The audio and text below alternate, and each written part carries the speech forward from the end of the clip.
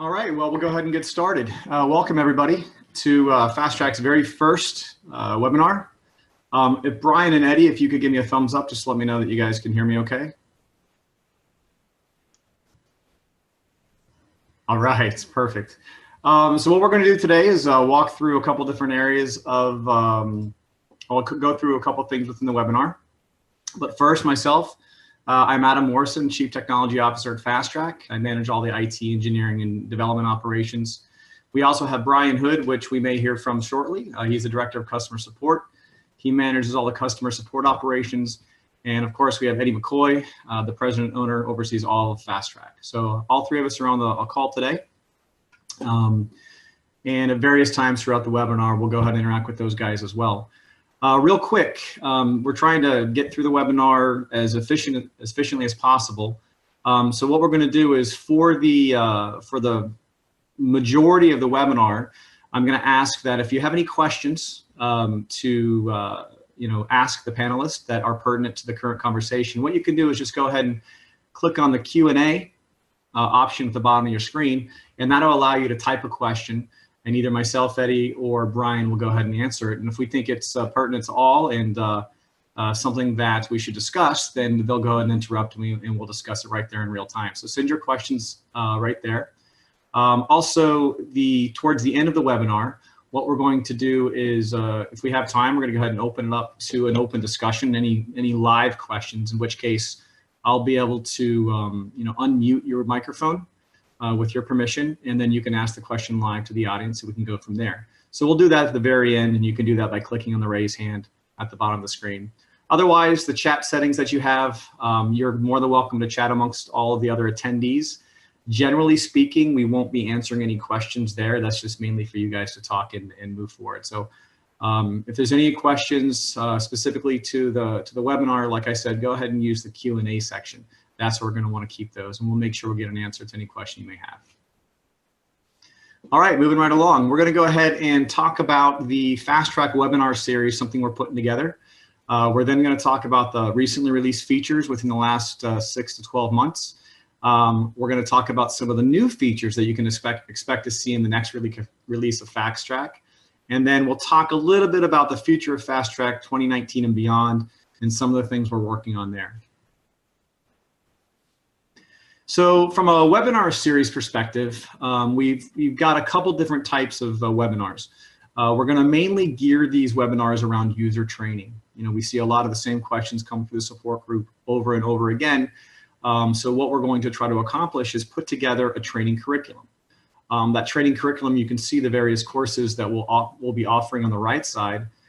Everything from general setup, vehicle management, customer management, pricing setup, things of that nature.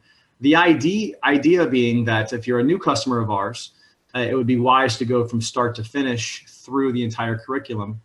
Otherwise, if you're an existing customer and just really either need to send new staff or new training, or you just need to get up to speed on some of the specifics within a specific area, you can register just for the one webinar and attend that. So there's going to be a webinar curriculum that resets every 2 to 3 months. So we'll go through the entire gamut of all the webinars, and once we get to the end of that, at some point in time, we'll reset at the very beginning again, and it'll be a repeating cycle. So we'll talk about feedback a little later on, but I've got a lot of feedback just from the attendee sessions when you guys registered of giving us things that we want to go ahead and add to our webinars, but it's going to be very important for you guys to put that feedback for us so we can really manage and refine what we talk about within these webinars. As well as the user training, we're also going to have some open forum group sessions. So these could be a variety of topics, but most likely we're going to focus on some of the deeper aspects of FASTTRAK. Get a lot of questions about pricing, a lot of questions about geo-pricing and some specific things we can do there. We get a lot of questions around the customer portal process and online booking. So we're going to put together open forum sessions and do a real deeper dive into those pieces of FASTTRAK. So once again, at the end of this webinar, we'll be publishing to you guys a list of all the webinars we're putting out actually we have one starting next week we'll talk about, but most of the curriculum will start in January, and you'll be able to go to a web page, click and register yourself and register your staff for any one of those webinars. So just look for more information about the various webinars that we're going to put out there. This webinar will have what's new. We plan to do this generally every release. Since this is the first webinar, we thought it'd be a good idea to do a what's new release. But basically, every time we put a release out, we'd like to, instead of just giving you the release notes that we generally give you, which are sometimes difficult to run through and understand what the main features are, but we're going to pull out the main features that are new within that release, put a webinar together so you could attend, see a demo of the new features, and ask questions right then and there. So we feel this will give you a quicker turnaround on using some of the new features of FASTTRAK, and that's really what this webinar is all about. During the webinar, like I said before, we would really want to focus to get through the webinar, so your questions and answers. I don't see any questions just yet, so that's good. But like I said, Eddie and Brian are just itching to answer any questions you have, so feel free to send them through that Q&A section at the bottom. And at the end of the webinar, you'll get a request to fill out a survey. Once again, that's just giving feedback back to us so we can help refine these sessions, maybe create new sessions, maybe take some sessions to a deeper dive. It's all going to be based on that feedback, so it's very important that you give those to us. Okay, so that's webinars. If we have any specific questions, I don't see any just yet, but we could always answer those a little bit later. All right, so we'll go ahead and get into some of the recently released features. I'm going to attempt to do a live demo and show you some of these features. Otherwise, other ones are a little more difficult to demo, so we'll just walk through them. I went ahead and added a couple late just because I had a pretty good number of you requests that we go through them, so that's exactly why we put the questions out there. So we'll go ahead and through each of these.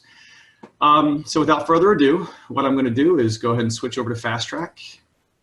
This is, just so you know, this is a dev system, so it's you know, generally very dirty. It's got a lot of you know, reservations and whatnot that might, you know, make it look a little more messy. We have a bunch of, you know, different columns, different settings, all that kind of good stuff. So since you can tailor FASTTRAK to your needs, it may look just a little bit different than yours. The first thing we're going to look at is email attachments. So we got a lot of requests from customers to be able to either by default or ad hoc add attachments to messages that we send out from FASTTRAK. So we added an option within the FASTTRAK menu called email attachments. So the first thing you're going to do is set up the email attachments that you would want to automatically attach to outgoing information or outgoing emails, for example, a confirmation. So once you click on this, you'll get a form that allows you to create default attachments. So for example, maybe I create a credit card authorization form or a cancellation policy or something of that nature. I can add what the attachment name is going to be. So this is what your customer is going to see.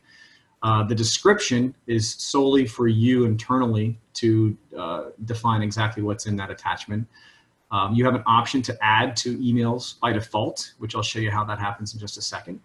And then, of course, you can upload a PDF file up to 1 meg in size, and that'll be saved in your FASTTRAK software so you can use later. So in this case, I've already created 3. I have one of them marked as default, which is cancellation policy. So now that I've configured them, I actually have to use them. So what I'm going to do is I'm going to go ahead and force a change for one of my confirmations. In this case, I'm just going to go ahead and change the pickup time to a different date. Now, a little bit about this screen. As most of you probably know, there's a wide variety of ways to configure FASTTRAK communication, whether it be confirmations, trip tickets, SMS, all that kind of good stuff. There's an amazing amount of settings to really tailor that. And I'm absolutely certain that Brian is going to put out some sort of settings or communication deep dive sometime in the future that goes through some of those. But in this case, I've set up FASTTRAK to prompt me of whether or not I want to send a confirmation to the customer. That's just an option that I have set up for this customer. And like I said, it can be tailored to your customer or your system as necessary. So what you'll see is this section at the very bottom where, because I've defined attachments in my system, it has automatically selected that cancellation policy as attached by default, and then I can choose to attach the others if I want to. So per request, you can actually choose to send these documents out. That's the attachments feature. What's going to happen is when that confirmation goes out, it's going to send out the email like you see as it always has, either the PDF and HTML format. And then depending on whether you've actually added an attachment, it will actually add those onto the email as well. So now your customers can get a cancellation policy or a credit card authorization PDF. You can certainly direct them within the email settings to fill out, send back to you, or whatever process you want to have. That is the file attachments. While I'm here, another new feature that we've added recently is the ability to add optional messages. So some of you may have seen this a few months back.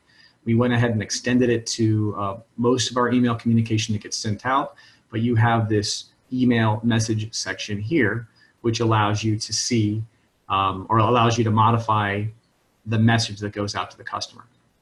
And one thing you'll notice in this message is that we know that the scheduled pickup time changed.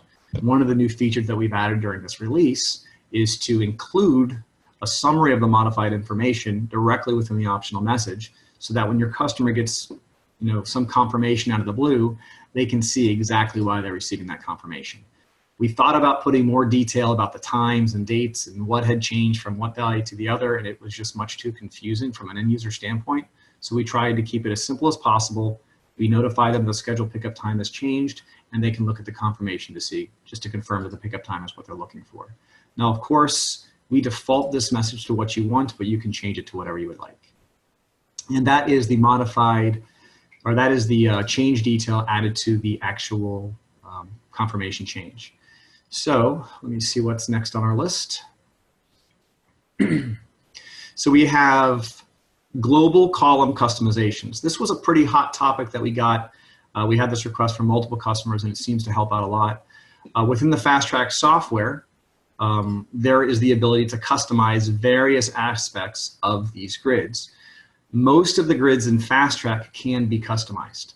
Customize whether it be order of columns, default sorts, which columns are displayed, which columns are grouped, and then a couple other features which I'll tell you about in just a second.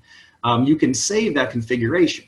Before last release, you could save that configuration for yourself. So what that led to was individual users were able to save their own column configurations, but when an administrator or someone else went back and forth, they noticed that people were seeing different views of the data.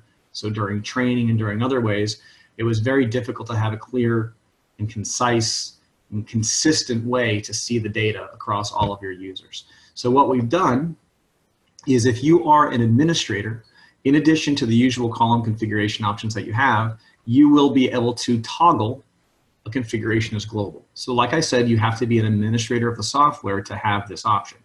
What this does is it marks that customization not only for yourself, but it's actually going to show up in all of your users' lists. So if I want all of my users to have a single set of columns and a single view, or multiple views that you want to choose from, and you want it to be displayed by default for all of your users, you have that ability within the global customization options. So once again, if you're not an administrator, you won't see that option. You can still set your own configuration as default for yourself, but only administrators will be able to make a global in default for all users. All right, let's see what the next one is. Reporting capability updates. This one's a bit open-ended, but let me try to describe it real quick. These grids are very powerful in that they can be customized in a variety of ways. We've already shown that you can save your customization within your customized column configurations. But what a lot of customers don't realize, and we've recently extended this feature as well to a lot of the reporting grids here, is when you run a report, let's say I'm just going to run a revenue report, you have a variety of columns that are displayed by default. You can choose, of course, to customize these list of columns just like you did the grid. So if you want to report in a certain way, you can certainly save this report here. Once again, these are ability to be able to configure it as global, so you will be able to toggle a report that is available to all your users from any one of these individual reports. So the global configuration options are available here. But there are a lot more aspects of the reporting that a lot of people don't realize. There's the ability to drag and drop and group by that column. So for example, I have 2 different companies in this list. Most people are familiar with sorting and things of that nature, but a lot of them aren't familiar with grouping. Grouping allows us to get obviously a different view of the data, but it also allows us to do a lot of aggregation across that data. So for example, I can right click, once it's grouped, I can right click on that group category. Excuse me, I can right click on the footers within that group category. And let's say I have my sum and totals or whatever the aggregate is down here across all of my groups. I can have it done within individual groups as well. And I can choose from sum, count, average, and I can tailor this report in a variety of different ways. Within the group header itself, I can choose that group. So I right clicked on the company option that I had grouped by. I can right click on that, and I can also have some additional things like, for example, within the group, I want to do a count. So now within each one of my options, there will be a count. And I could choose count, average, and whatever aggregation I'm looking for within that group as well. Not only that, but within I'm going to go ahead and get rid of my group, so I can just right click and ungroup, go back to my normal list. By default, we do a lot of aggregation at the bottom of the screen. I think by default we do sum. You can change those. If you're looking for average, you can certainly make an average. If there's a column that you don't want in your report, you can do none. If you go to a report that doesn't have this column, but you want to have it, you can right click that column and add it yourself. So all of these options, the ability to aggregate within a group, aggregate within the report itself, group, sort, all that kind of good stuff, not only can it be done within the grid, it can also be saved by a customization, and it could also be exported within Excel. So I can build the report how I want, I can go run a certain date range for that report that I've tailored to my liking, and then I could export it as necessary to support regulatory compliance, my CPA, whatever I'm looking for, the ability to customize the various grids in FASTTRAK. And like I said, this grid is the same functionality or similar functionality through the entire app, although not all grids support all the functionality. For example, if there's an employee list, you don't necessarily need to do an average there. So on some grids, we may hide the footer options, but for the vast majority, especially within the reporting section, you will have those options. All right, moving right along. Let's see, autocomplete support. That one's pretty straightforward. Most of you, if not all of you, are aware that within a reservation form, you can actually, within a reservation form, we have autocomplete within our address section. So if you type something here, it thinks I'm in Arizona today, but there we go. We've added that same autocomplete to all address fields. I'm pretty sure all, we may have missed one somewhere, but I'm pretty sure it's across the entire application. You can actually, whether it's a credit card address, whether it's a passenger address, whether it's a company address, you have autocomplete through the entire application. And then since why we're here, Google does very, very well with autocomplete, but it's not perfect. There are some addresses, usually it's new developments or buildings that have been redeveloped into apartment complexes and things like that. It takes a little time for Google to catch up to find those new addresses. So we'll just, if you're, in that situation, what might happen is you might get a generic address which cuts out an ID. We've seen that happen very rarely, but it's only as good as the data we get from Google, but it does very well otherwise. If you ever get in a situation where the address isn't populating as you expect, you can always turn off the autocomplete by clicking this little Google icon, and now the autocomplete will not work or will not automatically populate the drop-down box. So it just gives you an idea of how you can manually override the Google autocomplete. And like I said, we added that to all the address forms within the application. Geo-based garage time defaults. So within FASTTRAK, you can configure the default garage times and spot times for a reservation. Now, let's see if I don't have garage time here. I'm gonna try to find a view real quick that has it. There we go. So actually, I'm gonna go ahead and just add a new booking real quick. So within the garage time, what happens is it used to just look at your default settings for what the pickup and spot time, or excuse me, the garage time and spot times were supposed to be. So in this case, it's actually going to look at the pickup addresses. So for example, and I'm not going to know exactly where this company is, but let's say your company is in one part of the city and the driver needs to go to the garage. And from garage to the actual pickup, it used to be 30 minutes, but now because of traffic at that time of day, you really need to save yourself at least 45 minutes to an hour to get from the garage to the actual spot. So what happens is after you create your reservation, you will be prompted for the garage time. Let me go ahead and get past this. Assign driver.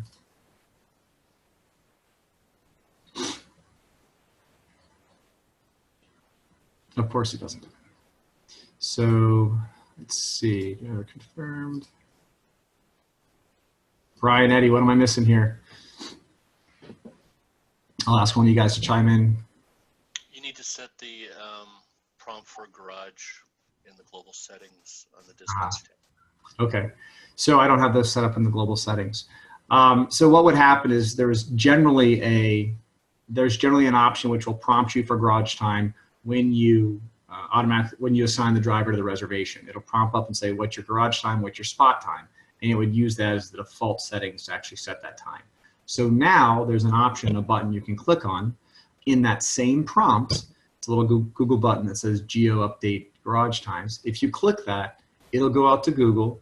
It'll find the time of day for that pickup, and it will estimate the traffic from the garage to the spot, and it will recommend a time for you to add to the reservation. So now your driver's not getting the generic 30 minutes or whatever you've said.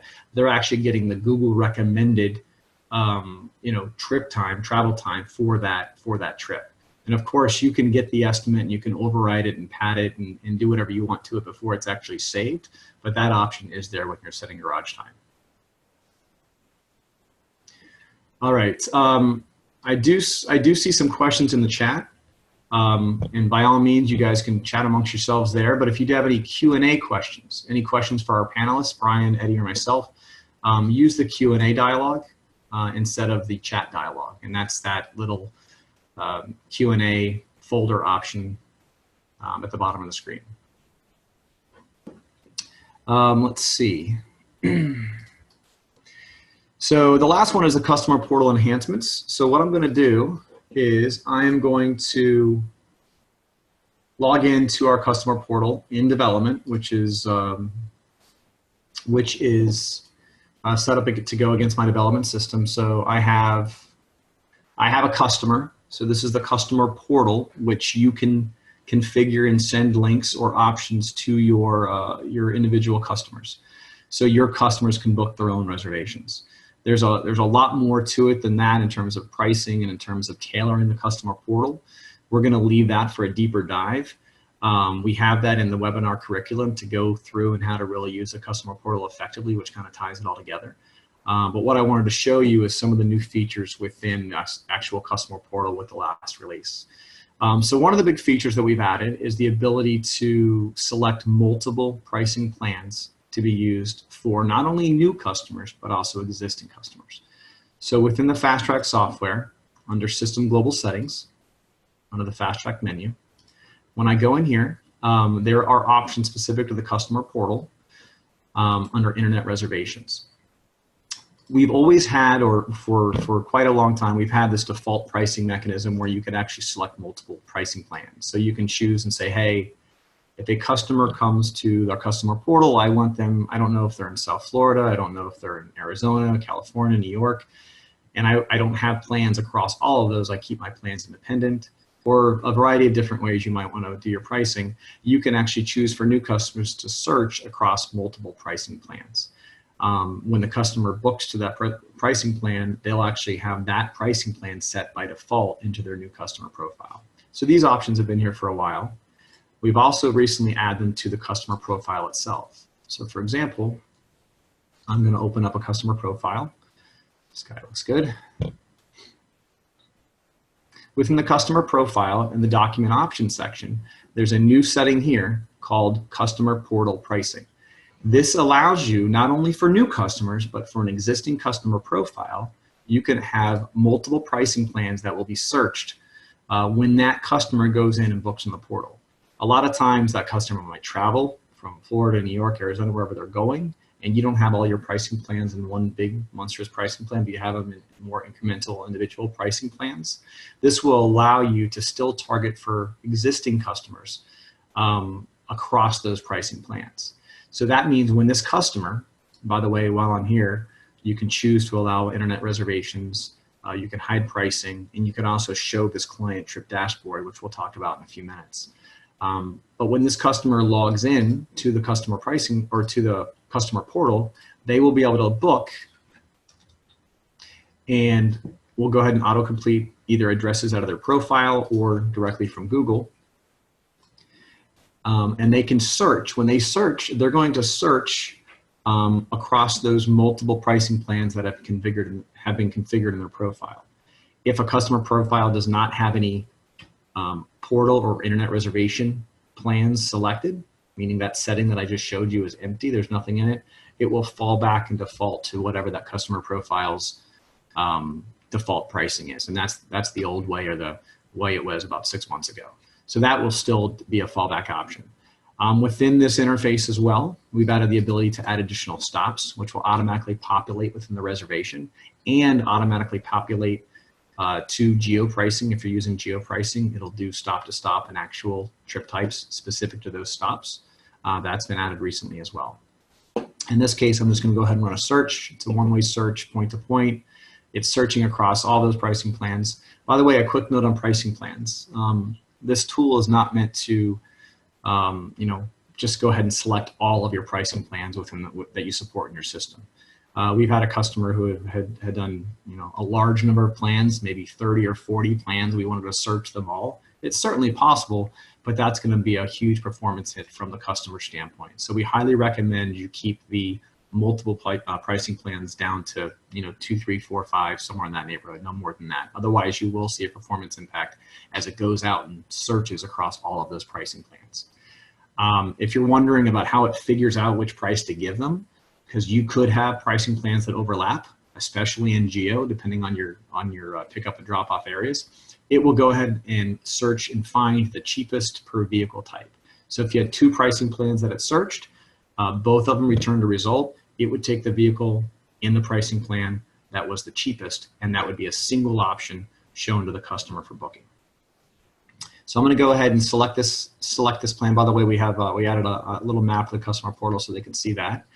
But I wanted to show you another feature that was added recently, and that's the ability to configure additional items. We had a few requests where customers wanted the ability for operators wanted the ability for the customer to select additional items like a car seat or something of that nature, a bottle of champagne, newspaper, whatever it may be. Whatever you have configured within your pricing plan, and I'll show you that in a second, you'll be able to select during the booking process, and those fixed charge items from your pricing plan will automatically be added to the reservation, and you'll see those within the reservation within FASTTRAK. So that's another feature that was added within this last 6 months. Within FASTTRAK, I don't want to get too deep into how we do that, but I will show you briefly. Within the pricing management itself, and I know Brian just can't wait to do a deep dive in pricing, right, Brian? Yes. Exactly. Your fixed charge items, without going into details, you can have individual fixed charge items that you can select and add to a reservation. We've added additional configuration options to the fixed charge items. Some of these will revolve around the FASTTRAK software and whether it could be quantified and things of that nature. Whether a driver can add it if you're part of the FASTTRAK driver app. But the one for customers is right here. This last option allows customers to add this item when booking via internet reservations. So for example, if I had that car seat, I could check this box, and if that's the pricing plan that the user selected the vehicle from, they would see that option as an option to add onto the reservation. Okay. All right, we have, so that's the customer portal enhancements. Aside from that, I wanted to talk briefly about the real-time platform. I know I had a lot of requests during the attendee registration to talk about this briefly, so we went ahead and added some slides. It's a bit difficult to do a real-time demo for those, but we do plan to do a deeper dive there. So we'll talk about that briefly. The geo-pricing enhancements, just geo-pricing, for those of you who don't know, is just another type of pricing that FASTTRAK supports. It uses the actual characteristics of the trip, pickup and drop-off, distance and duration of the actual trip. It leverages our Google partnership to get that information, and it builds a set of rules to build a price for that reservation. That's the geo-pricing enhancements. And like I said, that'll be part of the curriculum moving forward. And then with this release, there was quite a few customer requests, both feature enhancements and just tweaks to the software that we were able to add into the software as part of that release. So real quick, I wanted to go through the FASTTRAK real-time platform. So there's different components of the platform. We have, from a driver's perspective, the FASTTRAK driver app. That is the key piece of the platform. It allows drivers to very easily log in and receive their trips. They can interact with their trips.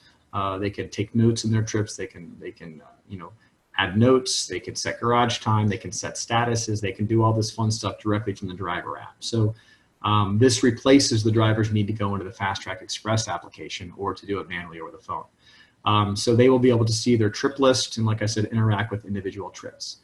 Why this is the key piece of information is because this also is the GPS that gets generated from this device. So when a driver logs in and goes on duty, that's not on a trip, but just on duty, that means, hey, I'm working for you, but I'm not actually actively working one of my reservations. They actually now become a GPS point on your map, and you can actually see that driver's location on the map. Every 30 seconds, you'll see an update on your dispatch map, which I'll show you in a second. Once they go on a trip, that's where the fun starts happening, because now that GPS information that the driver is broadcasting to the FASTTRAK servers is now tied to a trip, which means that information is now pertinent to the passenger of that trip. So that GPS information, once they go on duty for a trip, they actually start broadcasting and have the potential via settings to broadcast that GPS information to a passenger. So this is the FASTTRAK driver app. So that GPS information is available to the passenger via a trip link. Now, there's been a lot of talk around, do we want to do a passenger app and that type of stuff, but there's a whole slew of problems around passenger apps in general, how many you need, how they're going to download it, maintaining them, security, troubleshooting, support, all that fun stuff. So what we did was we said, forget all that. We're going to provide this passenger trip link within a link. It's literally, it can be added on to email messages and SMS messages. So a passenger, as part of their in-process communication that's been configured, can see a link that says, click this information to see your driver's location. So they can click that link directly from the email or SMS, and they open the view you're seeing here. And they can actually, in real time, within seconds, see their driver's actual location on the map, all being fed from that driver app.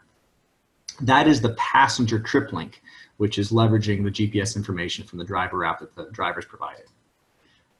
Just a basic view of it, pick up, drop off location. There's the ability to get flight status updates. There's the ability to get estimates on when they will arrive and things of that nature. So these things are built into the app. So even once they click on that trip link, that will open up and they'll be able to see this information. All right, I see some questions in there. Looks like we got some being answered as well, which is great. And Brian, Eddie, just keep in mind if anything's pertinent for everybody at this time, we can certainly interrupt and answer it live. All right, I'm going to keep moving along. So once that GPS information comes from the FASTTRAK driver app, it's being broadcast into our FASTTRAK servers. It's available from your dispatch dashboard. So we're looking at a dispatch dashboard with a whole bunch of map points on it. There's some green, some blue, all that kind of fun stuff. This is basically a driver's location. If they're blue, that means they're on duty, but they're not on an active trip. If they're green, that means they're on an active trip and broadcasting specific GPS for a passenger. So this allows you to see on-duty, active, off-duty drivers. You can search for trips by confirmation number. Like I said, the GPS itself is updating in seconds. It's all fed from that driver app. There are some security and prompts that need to be set up correctly on the driver app standpoint to make sure the driver is broadcasting their GPS. There's no way we can get around that. Just like today, everybody has to allow permissions on their phone to see locations and things like that. The same thing applies from the driver app, but we have some good documentation that describes what needs to happen there, and once that's been set up, works very well. This is the dispatch dashboard aspect of it. And this is just another screen view where all of that GPS information has been broadcast for a trip. There's also a trip audit history, which is available from the dispatch dashboard. So once again, The dispatch dashboard is internal, it's only available to your dispatchers within the FASTTRAK software. You know, the trip history and trip details and things like this view you're looking at here with driver pictures and things like that across all your drivers, that's an internal view only. We're looking at a specific trip where I've looked at the history and GPS markers for that entire trip, along with all the status. So it gives you a nice trip audit history for that trip.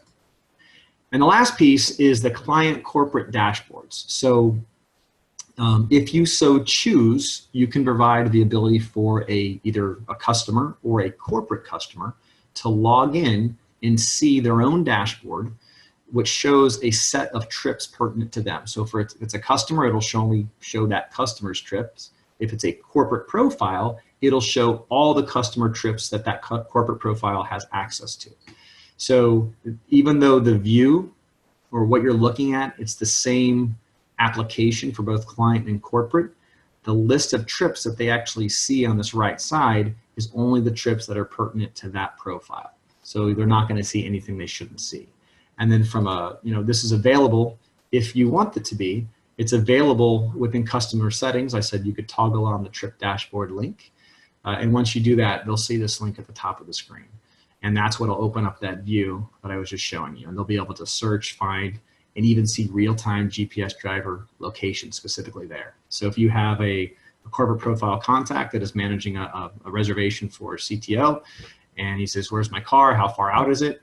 Once that driver flips the switch and goes on duty for that, or goes on active for that trip, that corporate profile contact will be able to see that dot on the map moving right to their location. So it's a really handy tool for that type of purpose. All right, I'm going to move right along here. Let's see what else we got. All right, so like I said, just to summarize real quick, putting it all together, you have the driver app, you have the dispatch, corporate, and client dashboards that have different types of functionality depending on who's accessing it. And then you have that GPS information being broadcast to the passenger, which is via just a link that they can see on their device. This is all part of the FASTTRAK real-time platform. We plan to extend this platform and really start to leverage the data we're getting from the platform to start doing some of our insight work, which some of you might have heard me talk about, which I'll talk about briefly in a second. Also, relatively new is external partner integrations. So I always think of the data that's a part of a reservation is pertinent to certain people. So for example, if I have a farm-in from LimoLink or a farm-in from GNet, and a FASTTRAK operator is fulfilling that trip from those partners, GNet and LimoLink will now receive not only the status information, but also the real-time GPS information for those trips. So depending on the platform, GNet or LimoLink, they will do with that data as necessary on their dashboards or their communication. But just know that, you know, from a driver broadcasting their location to it actually showing up in a GNet or a LimoLink is near real time. It's really milliseconds at that point. So it happens very fast. It's all integrated.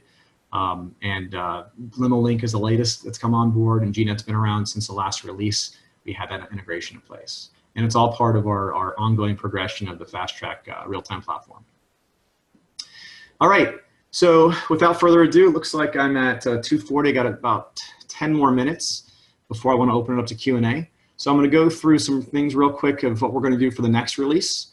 The first one I want to talk about is what we're terming the customizable group portal reservation management, which is a bit of a mouthful, but long story short is many of you are familiar with our customer portal, and there's a variety of different ways to customize this portal process for an external, one of your customers to log into a portal to book and manage their reservations.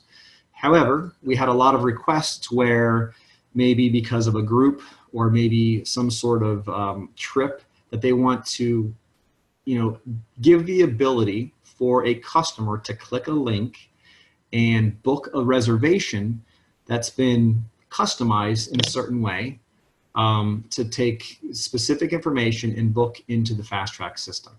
So this is the ability. So, you know, for example, you'll be able to create a link that you can either send via email, maybe publish on your website, give it to a corporate profile contact, a hotel, whatever it may be. You'll be able to provide that link to them, and that link will target a specific configuration of the portal. So instead of giving them all the addresses in the world to pick from, maybe you only want certain addresses for them to pick from, or certain venues. Maybe you only want to go between 2 or 3 hotels. Maybe you only want certain times of day. So you'll be able to tailor what they can do within that customer portal. Maybe you want to limit the number of available seats per trip. So for example, if they clicked on a link that doesn't have any seats available, then you can say, we're sorry, you'll have to contact the operator. There's no more seats available for this trip. So the idea is it's a customizable process to book reservations via a simple link that has some constraints and whatnot, so that you can more efficiently manage those bookings within the FASTTRAK software. So we'll be putting together some new features and functionality around groups to allow these features. And they'll have a lot more information about it once we go past the next release. And I'm sure it'll be a part of a live demo as part of our what's new during the next release cycle. Another big update that we're doing during this one, which is more on the back end from a growth standpoint, but we're calling it the Global Security Update. You may have, depending on who receives the FASTTRAK communication, received some updates on emails around some global security updates that we're doing for the FASTTRAK software. In general, we are consolidating and simplifying the way that we manage users within FASTTRAK. We're looking to bolt on some more technologies to allow for better security, and we're trying to provide just a much simpler interface as we move forward and extend the FASTTRAK platform. So that's going to require a global unique email address across all of our users, and there's some ways or some recommendations for how that's going to be accomplished. But at the end of the day, we are expecting our operators to review their current security, their current logins, and make minor changes to make sure that they are on board and ready for the upgrade that's going to happen. We're targeting the update by the end of the year to be ready by the end of the year, and we're targeting our operators to be ready by the end of the year. There are some questions, and there are certainly some questions around how this is going to get done and what are the requirements for the operator. And that's why we've put together another webinar, our next webinar next Wednesday, and Eddie will be sending that out shortly. We want to make sure that I'd like to see an operator send whoever the person is that's administering their users within their system. You don't have to send 2 or 3 people to it, just one would be nice. So we'll go ahead and do a deep dive exactly what's required of that user to make sure that they're compliant once we do this global security update. So Eddie will be sending that out shortly, and you can register for those, and we'll talk more about that in the next release. We also have, as we always do, a variety of customer requests from stability updates, a couple reporting enhancements, a couple field size requests from a couple customers, some new columns, some affiliate driver integration stuff that we're going to be working on, plus a whole bunch more that go into the next release as part of our customer requests. So I know I've spoken to a lot of you directly about how we manage that customer request process, but we get a lot of requests either via phone, a lot come through email. We go through those on a weekly basis, and we take a look and see how viable and pertinent that is for all of our customers. And we make a decision of whether or not that's something we want to work on in the short term, or whether we want to roll into one of our longer term enhancements to the platform. And that's how we address the customer requests. So by all means, send those requests into the support email address, which is support@fasttrakcloud.com. And we want to get those into the process so you can see those requests come forward in the future. Okay, that being said, I'll finish up here in the next couple of minutes. The future of FASTTRAK. For those of you who weren't in DC at the last show, we went through kind of our expectations for where we're taking FASTTRAK from here. Generally speaking, we are working on a new next generation web application. From key points are it's multi-device. It is a web application, desktop, web, mobile support, highly simplified user experience. Our FASTTRAK software on the desktop is extremely feature rich, but it can also be complex for new users, new customers, and old customers alike who are just trying to get their bearings on the software. So we're taking that in and building the interface to support a much more simplified user experience. We have real-time insights and alerts, which is another big piece of the platform. So I alluded to that with the GPS information flowing through the driver app, but really we want to start leveraging both GPS information as well as other information that's a part of that reservation, whether it be flights, whether it be drivers, whether it be licenses, whether it be traffic, whether it be third-party integrations for driver quality, things of that nature. We're looking at a variety of inserts. We want a platform that allows us to provide those alerts in real time so that our operators can be more efficient. They can make better decisions in real time specific to a reservation or just specific to their entire operation. So that's the type of real-time insights that at a high level that we're going to be adding to the next generation of the software. Some of that functionality will, just because of email and SMS availability, it will be available to the Ultimate software. The Ultimate software is not going away for a long while, so it's still going to be there. The Ultimate software will still see progression in terms of fixes, maybe some minor requests, and maybe some minor enhancements around the new stuff we're working on. But in general, we want to focus a lot of our effort, or most of our effort, on the new platform to be able to provide a lot of this new functionality. Part of the functionality is also for KPI dashboards and efficiency metrics. It all comes down to our operators want to be as efficient as possible. How am I doing? How was I doing last month? How am I doing this month? What can I do to get better? So we're taking a very hard look at not only just reporting metrics, but also quality metrics. How good is my driver? Hard braking, speeding, things of that nature. I want to start scoring how I'm doing. So not only the operator, but also the user within your operation can track how they're doing moving forward. So that's some of the efficiency metrics that we're going to start building these KPI dashboards and efficiency metrics around. And of course, customer requests are always going to be a part of our process. We always look forward to your feedback. We've got another big one, which I'm not ready to talk about in terms of next release, but that one we're kind of molding in, and it was fully driven by our customers, and even interacting with our customers to help refine how the user experience and how a customer is actually going to use that workflow within the FASTTRAK software. So it's very important that those customer requests come through our pipe, and we'll certainly take a look at those and make sure they get into the process when it makes sense. All right, so we did pretty good. 2:48. We got 12 minutes. A couple things before we open up the Q&A, if there are any, is you're going to get a survey request when you end the meeting. You're going to get this kind of scary message that says you're about to access an external website. All that's saying is it wants to forward you to our survey tool. You click on the survey tool. It's 2 to 3 minutes. Of course, as much information as you can give us would be great. However, if you would just give us any information there to help us refine not only our webinars, but just FASTTRAK in general, all that feedback's greatly appreciated. Very soon, Eddie will go ahead and start broadcasting out to you a webpage that has all of our future webinars, so you can see the curriculum, the deep dives, the open sessions we were talking about. We're still refining, based on your feedback, what those are going to look like, but we'll make sure that you have a central place to go and register for those. So look for that. And then, for all the users that fill out the survey, we'll give a $50 gift card out once a quarter just to entice you guys to do that. Like I said, it takes 2 or 3 minutes. So please do. It'd be much appreciated.